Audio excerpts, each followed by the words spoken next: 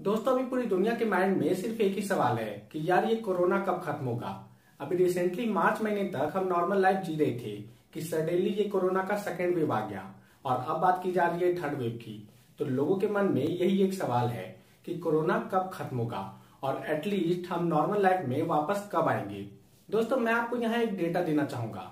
Small pox जो एक बहुत ही खतरनाक बीमारी है, उसका पहला वैक्सीन 1796 में बना था और स्मॉल पॉक्स को पूरी दुनिया से खत्म होने में करीब 200 साल लग गए।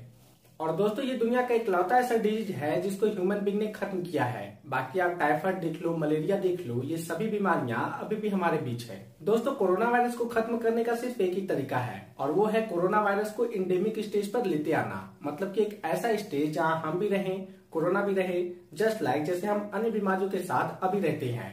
और ये पूरा होगा हर्ड इम्यूनिटी के डेवलप होने पर।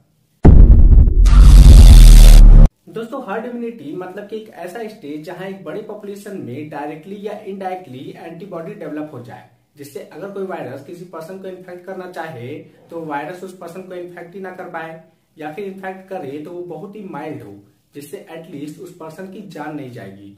दोस्तों अब ये हर्ड इम्यूनिटी दो तरीकों से डेवलप होता है। एक कि आप पूरे पॉपुलेशन को इन्फेक्ट कर दो, जिसे बचना होगा बचेगा और जिसे मरना होगा मरेगा। या फिर दूसरा तरीका वैक्सीनेशन।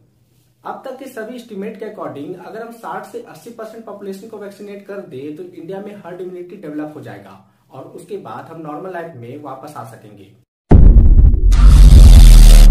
दोस्तों इजराइल, भूटान जैसे देशों ने अपनी पूरी पॉपुलेशन को वैक्सीनेट कर दिया है और अब वो नॉर्मल लाइफ में वापस आ गए हैं। वहीं अमेरिका, यूरोपियन यूनियन जैसे अमीर देश भी इस काम पर लग चुके हैं। इंडिया का सबसे बड़ा चैलेंज इतने बड़े पॉपुलेशन को वैक्सीनेट करना है, जिसमें वैक्सीन लगवाना एक तो वॉलंटरी है, कोई आपको फोर्स नहीं कर सकता, नहीं तो डेमोक्रेसी खतरे में आ जाएगी। और दूसरा कि हमारे देश में वैक्सीन प्रोडक्शन की कैपेसिटी। हालांकि इसका सॉल्यूशन है कि विदेशों से वैक्सीन इंपोर्ट करना होगा, जिसमें बड़े देशों ने भारत की मदद की भी बात की है। दोस्तों द सैडेस्ट पार्ट कि वैक्सीन की भी एक लिमिटेशन होती है। एंटीबॉडी चाहे वैक्सीन से डेवलप हुआ हो या फिर किसी को कोरोना हुआ, वो ठीक हो गया और एंटीबॉडी डेवलप हो गया, बट इस एंटीबॉडी का भी एक टाइम पीरियड होता है। इसलिए आपने देखा होगा कि कुछ लोग जिनको पहले कोरोना हुआ था उसमें एंटीबॉडी डेवलप हुई, 5 से 7 महीने हुए और उनको फिर से कोरोना हो गया। सो दोस्तों इसलिए गवर्नमेंट को कोरोना वायरस के जीनोम सीक्वेंसिंग पर बहुत ध्यान देना होगा, ताकि कोरोना वायरस के हर म्यूटेशन का बिहेवियर गवर्नमेंट को पता रहे और उसी के अकॉर्डिंग गवर्नमेंट उस म्यूटेशन से फाइट करने के लिए प्रिपेयर हो सके। आखिर हमें भी तो पता चले कि जो वैक्सीन हमने बनाई है वो आने वाले म्यूटेशन के लिए असरदार है भी कि नहीं। दोस्तों मैं आपसे यहाँ कुछ जनरल बातें बोलूंगा। देखिए इजराइल और भूटान जैसे छोटे देश, इन्होंने तो अपने पॉपुलेशन को वैक्सीनेट कर लिया। यूरोपियन यूनियन, अमेरिका जैसे अमीर देश, ये तो अपने पॉपुलेशन को वैक्सीनेट कर ही लेंगे, इनके पास पैसा ही इतना है। रही बात इंडिया की, तो इंडिया भी अब इतना कैपेबल है कि वो भी अपने पॉपुलेशन को वैक्सीनेट करके बचा लेगा। लेकिन दुनिया का सबसे मोस्ट वल्नरेबल क्षेत्र अफ्रीका कंटिनेंट, दोस्तों ना उनके पास साधन है, ना पैसा है, ना ही एक्सपर्ट है। हिस्टोरिकली भी दुनिया में जब भी कोई बीमारी आती है तो सबसे ज्यादा हिट अफ्रीका होता है। गवर्नमेंट वहां पर लोगों को ऐसे ही छोड़ देती है, जिन्हें मरना होता है मरते हैं, जिन्हें बचना होता है बचते हैं।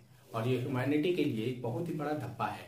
हालांकि WHO ने कोवैक्स लॉन्च किया है जिससे गरीब देशों को कुछ मदद मिल सके, बट आप खुद ही सोच लो कि यूरोपियन यूनियन, अमेरिका जैसे अमीर देश ये पहले खुद को वैक्सीनेट करेंगे कि पहले अमेरिका को देंगे। इंडिया ने भी मदद की पहल की थी लेकिन वो भी अब लिमिटेड हो चुका है। सो वेल दोस्तों यही कुछ बातें बतानी थी। कोरोना का सेकेंड वेव अगस्त सितंबर तक नॉर्मल हो जाएगा और उसके बाद हम धीरे धीरे नॉर्मल लाइफ की ओर बढ़ेंगे और होप करते हैं कि साल के अंत तक गवर्नमेंट मेजोरिटी पॉपुलेशन को वैक्सीनेट कर दे, बट इसके लिए सिटीजन को भी आगे आना होगा। एंड फाइनली दोस्तों अभी आप कोरोना से रिलेटेड जितने भी न्यूज देख रहे हो, सुन रहे हो, ये सब एक प्रिडिक्शन है। फिर चाहे वो मैं हूँ, डॉक्टर्स हो, गवर्नमेंट हो या फिर WHO, अभी कोई एग्जैक्ट कुछ नहीं कह सकता। ये सभी प्रिडिक्शन है और होप करते हैं कि ये प्रिडिक्शन सही हो।